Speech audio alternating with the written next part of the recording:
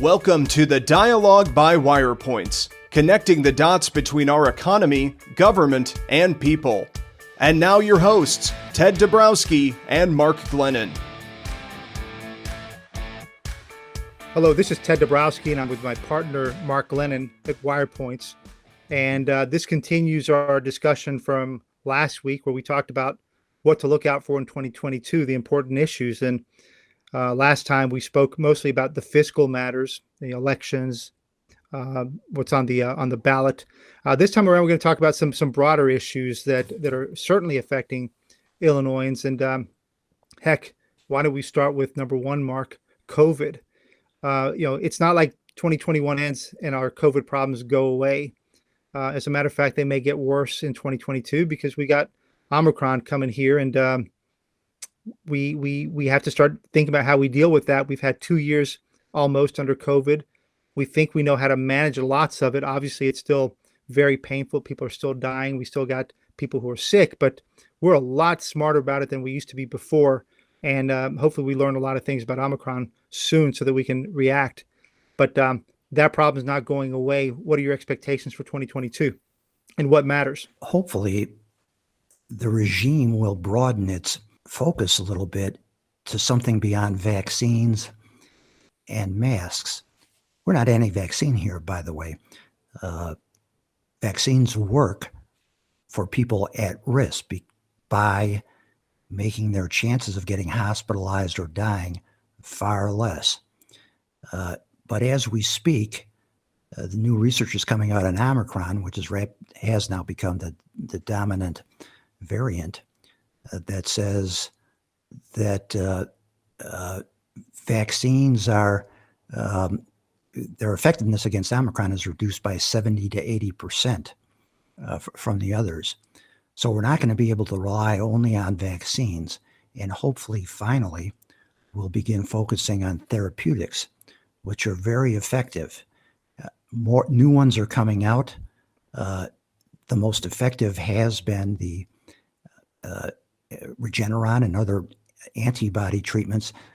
Initially, they do not work against Omicron. However, Regeneron says they can fix that rapidly, and they're working on doing so. But those and the other new drugs coming out show great promise for reducing the severe consequences of the crisis, and we need to start focusing on that. This is a topic we've complained about from the start, that people weren't educated about this, and that hopefully that's going to change. I think the public needs to demand it, and hopefully our policymakers are going to wake up on it. Yeah, it still drives us crazy, and anybody who's listened to us over the last year, how much we've complained about the lack of data, the lack of information. I think the public, and we've seen it, the public is more and more sick, maybe less so in Illinois, maybe more so in the rest of the country, but the public is sick of all the controls, all the mandates. Recently, Lori Lightfoot is now mandating vaccines to go into restaurants and other type of places in Chicago. That's a big deal. And that's a big deal when you talk about the viability of Chicago. People are already concerned about going to a place like Chicago with the crime and, corporations not working, in the office and things like that. So, these continuous controls from top down, when we've seen so much failure from top down on how to react to this pandemic and to this virus, you got to wonder whether those are some of the triggers that spark change in Illinois finally, and certainly in Chicago, or will people just roll over, as many people have done in Illinois? Many haven't and many have, and that's been the problem. So we have to see where that ends up. But certainly that could be a trigger of change, certainly as it relates to schools, where that's where, when we move to the next topic, I want to talk about mama bears. You're starting to see people react in ways that I've never seen in Illinois. People be really angry, but in a rational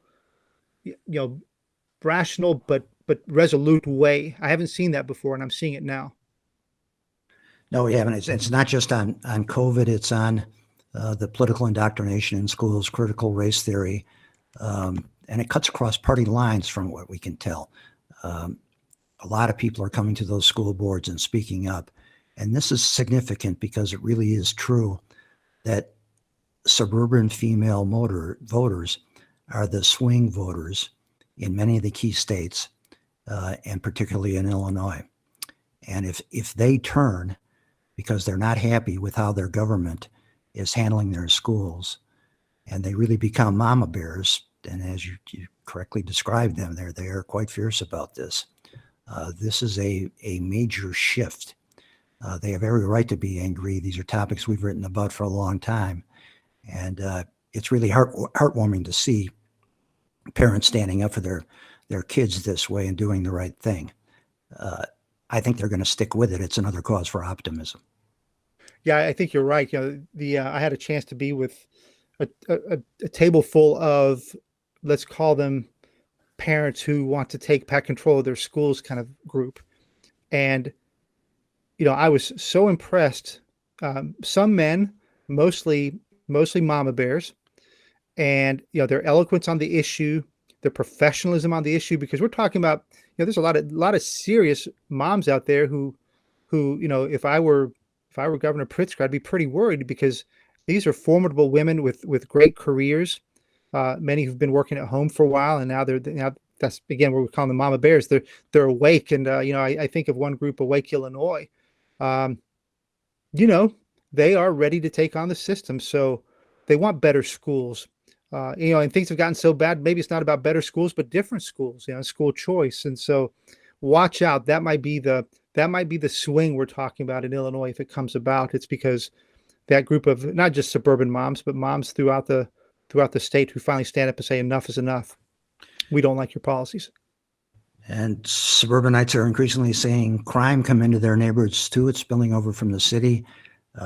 Large gangs raiding malls in the suburbs and elsewhere. Ted, you've been following those numbers in particular. What are you seeing on the trend in crime? It's obviously ugly, but just how ugly is it? If you're not careful, you're worried about Chicago. You don't like what you see. You're obviously, if you were scared by the riots, and now of course you're scared by the smash and grab that's going on.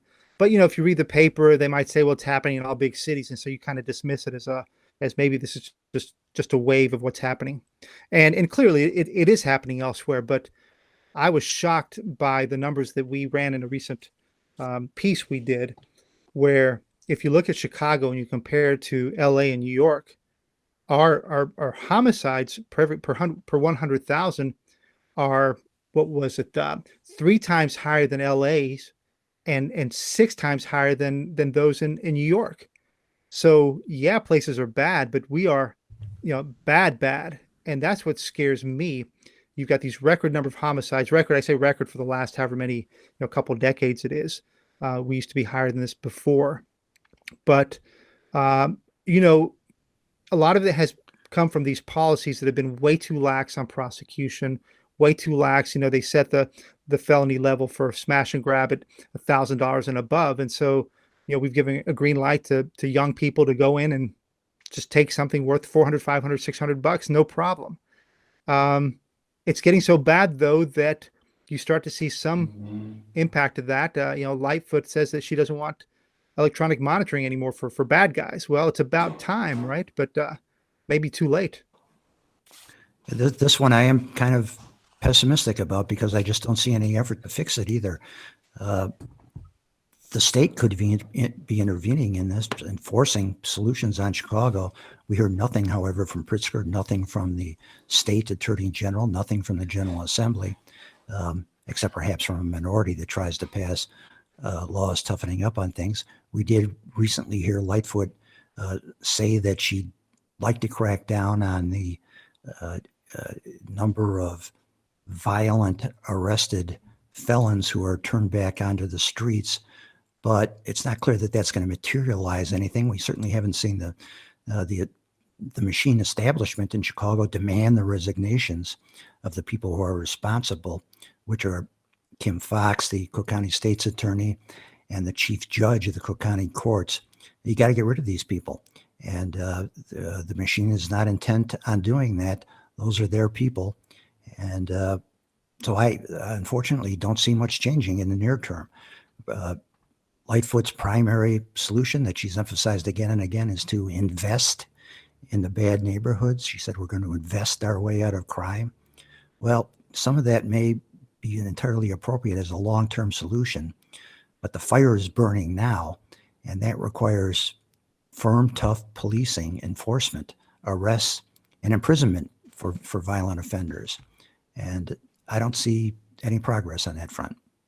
You know, Mark, we have a donor, and I happen to just look her up, a new donor, and I looked up something she had written in a newspaper.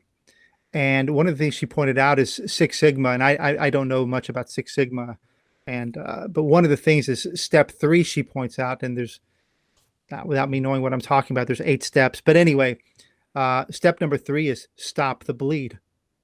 And you're absolutely right that there need to be long-term solutions to the crime problem in Chicago, and you got to get down to the root causes. There's no doubt. I mean, the way to fix it for the long term is you fix root causes. And you've talked a lot about that, Mark, and you've written some good stuff about that. But within that, the first thing you do is stop the bleed. And that means you've got to get tough. You got to stop the murders. You can't stop them, but you got to dramatically bring them down. And you got to get tough, and you got to do the right things. And nobody wants to do that right now. I think that the only thing that gives me a touch of optimism, Mark, is that they and their failed policies look, what's the right way to say this? They look dumber and dumber all the time. And it might just be out of sheer embarrassment that their failed policies continue to lead to lots of killing, senseless killing of young people, even kids, that eventually their failed policies just have to be revoked and rebuked because of the killing it's led to. So that's crime. You have to wonder if that's part of the reason for this dramatic shift in the party identification of Hispanics too that we've seen nationally. Numbers are absolutely stunning that Hispanics nationally now support Republicans more than Democrats. It's like a 40% shift over the last 2 years. Part of that probably is because they tend to live in urban areas where the crime is the worst. It's not in their neighborhoods, however. There's no doubt a lot of things going into that shift, but it's really dramatic, those national numbers. Ted, your mother was born in what, Costa Rica? Ecuador. Ecuador. And you're no stranger to this. You've worked extensively in Waukegan with their Hispanic community. Do you have any sense for whether those numbers that shift in party allegiance, it applies in Illinois, in Chicago, or how will the Latino segment respond to this here in Illinois? Yeah, I of course I don't have any firm numbers, so anything is just my pure feel going off some of the polls that you're talking about nationally, but kind of extrapolating to Illinois. No, I think if you know something about the Latinos, they are conservative by nature, more religious, very strong families, multi-generation in the home, and so they're not going to like a lot of what they're seeing, and in particular around the crime. As you mentioned, I spent almost a year in Waukegan promoting school choice on the ground, knocking on doors. It was one of the best experiences of my life, and I'll remember it forever. But what struck me is how entrepreneurial they are. They have their small businesses, they have their it's a restaurant or establishments, and they don't like the destruction of what they've seen of small businesses. They've spent a lot of time protecting those small businesses. So my guess, like you, and they care a lot about education. That's another important point. A lot of them who come over from their respective countries, they don't have the same education level that we have here, but they know instinctively that they want their kids to get a better education, and they're not happy with a lot of the things that go on. So certainly CRT makes no sense to them. So I think that I predict, especially in Chicago, that the Latinos, and they haven't engaged themselves in the way they could. They haven't flexed their muscles, but I think they will, and I think that's going to be a huge game changer over the next decade. It has to be a huge game changer. Well, in school choice, we should emphasize too that potentially is a overwhelming issue. Again, those national polls show just dramatic majorities in favor of school choice crossing across party lines. The unions here, the public unions here in Illinois, of course, would never touch it, and therefore our General Assembly won't touch it. But people are going to start speaking up for this, especially Hispanics, I think. And it's driven by those numbers primarily, Ted, that you've been covering in detail. Our schools are just abject failures. These numbers on school underperformance, failure to train kids in the basic nuts and bolts of what you need to function in the job market are just staggering, and it's got to change. We think school choice is the answer. I sure hope that becomes a big issue in the coming year. Yeah, and I think it should. It will. It's a question to what extent and whether the situation gets so bad with more closures, with more mandates. You and I are going to talk a lot about in the next few weeks about these mandates to vaccinate young kids. Again, a lot of parents are going to oppose the hell out of that. So look for school choice to be a big thing, and also I think the more they do on CRT, which we haven't really hit right now, but the more they do on this critical race theory, the more that they continue to invoke, the oppressed and the oppressors and systemic racism and white supremacy, I think the more that it's going to drive more and more, and as it spreads through the system, the more it's going to drive people out, which probably leads us into our next thing is, Mark, what's next for BLM, for wokeness? What's its future? Well, even smarter Democratic strategists have started calling this out, that it's a big problem for Democrats. James Carville has said, flat out, the Democratic Party is too woke. It's turned off people. We saw the results in Virginia. It's true across the country. I think this is backfiring on them. America had this surge of concern for racial equity. God bless them, after George Floyd was shot, but it somehow evolved into this woke, politically correct, critical race theory stuff in the schools, especially. And not too many people want to have anything to do with it. And I think what's most interesting is what we've heard from our guests. Ted, we've had an activist from the South Side tell us that Frank McCormick. Tell us that this is something that the white folks in the suburbs argue about, and there's a few activists, very loud, vocal activists, that dominate the discussion from the far left. Again, supported by those four horsemen of the apocalypse that I spoke about earlier. But the public is not behind this, and I think it's going to backfire on them.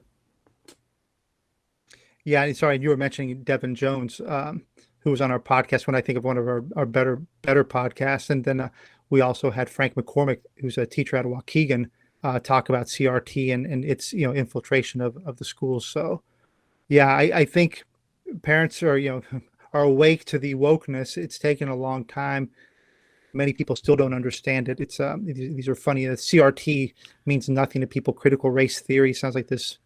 I don't know what kind of term that is, but once you understand how it's being practiced in the classrooms, you start to say, hey, not for me, certainly not for my kids. And those are the kind of things I want to talk to my kids about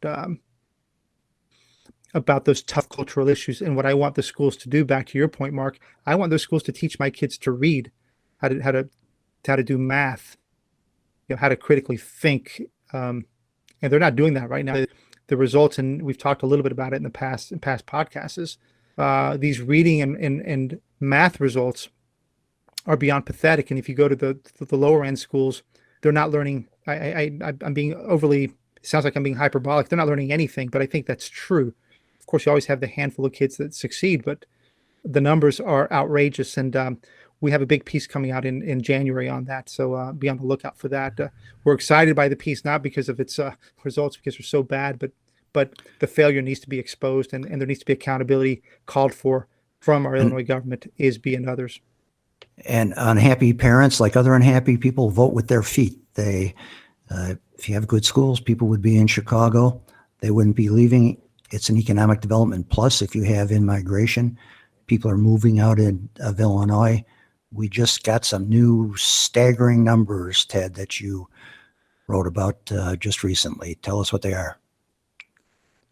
Yeah, so the U.S. Census Bureau released a week ago numbers on the population losses for Illinois in 2021, and we are not surprising.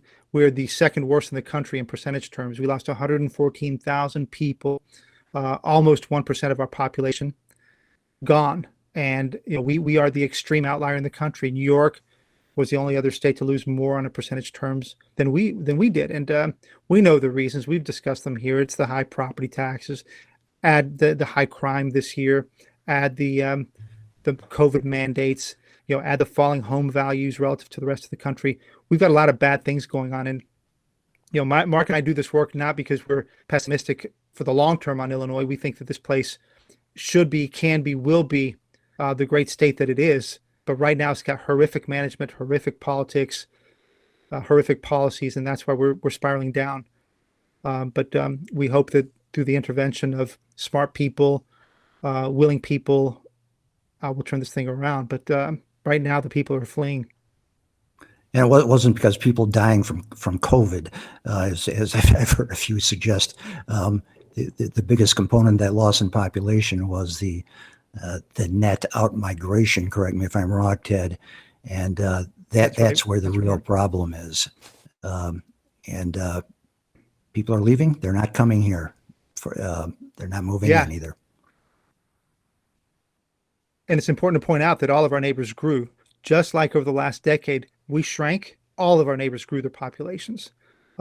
This time around for the 2021 numbers, we shrank. All of our neighbors grew. So it's not a Midwest, Rust Belt, cold weather thing.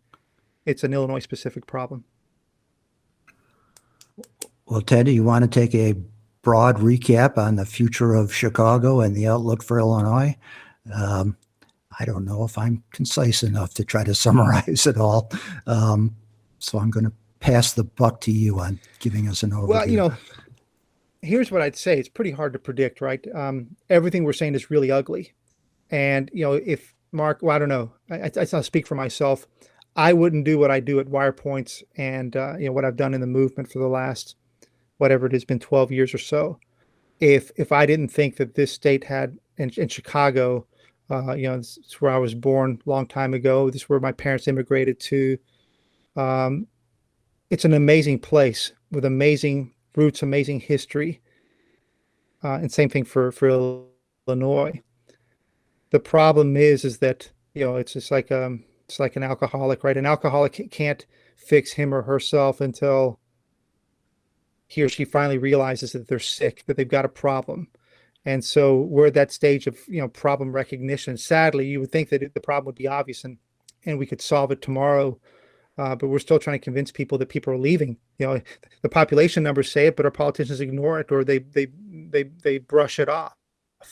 So we have to keep hammering, this pension problem. We have to keep hammering at the collective bargaining laws. We have to keep hammering on the crime so that, like you said, Mark, people are held accountable, because right now nobody's being held accountable. And, I want to argue that we'll get there. Is it next year?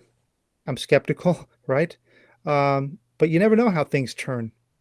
And you got to keep working hard, be optimistic, and things will turn at some point. But right now, the future for Chicago and Illinois doesn't look good. Ted, I think one of the things that gives us a different perspective is being older and knowing what Chicago was like in the past. Your parents, both immigrants, met here. My parents were not immigrants, but my dad lost his dad at age 16. His mom disappeared. He ended up during the Depression in a boarding house in Pennsylvania along with his brother. Where did he come? Chicago, because that's where people came. They had huge amounts of opportunity, found his wife here, found a good job. And it was a beacon for those kinds of people. And the advantages that were here in Chicago are the same advantages we have now, but they've been undermined by our own government. Those things are fixable. It could be restored to what it was if we just get the government right, in my opinion. Mark, there's a lady who's worked in the movement for quite a few years, and she finally got really just sick of what was going on here, and she decided to move. And she's been in the house. If I have the story right, she's been in the house that her parents rebuilt after the fire. Or not her parent, but her family had rebuilt after the fire. So she's had that house that long. And she said, finally, I'm out of here. Then she spent a moment and said, wait a minute, why am I letting them kick me out, force me out of my history, my family's history, my history here in Illinois, a place that I love, my land. And she said, no, forget it. I'm staying here to fight. And I love that. Not everybody can stay, and not everybody should stay. If people want to find their opportunities, there's 49 other great states in this country. But for those who want to stay, this is well, let's put it this way: it's an exciting year. It could be a pivotal year. 2022. You got an election. You've got pension amendments. You've got a lot of issues. You got COVID. You got the schools. It's going to be exciting, and we're looking forward to it at WirePoints. And we thank everybody who joins us and who follows us and who contributes to us and who comments with us and challenges us. All those things are fantastic. It'll be a make or break year for Illinois and for the country. So thank you all, and we look forward to talking to you guys in the year ahead. Take care. Bye-bye.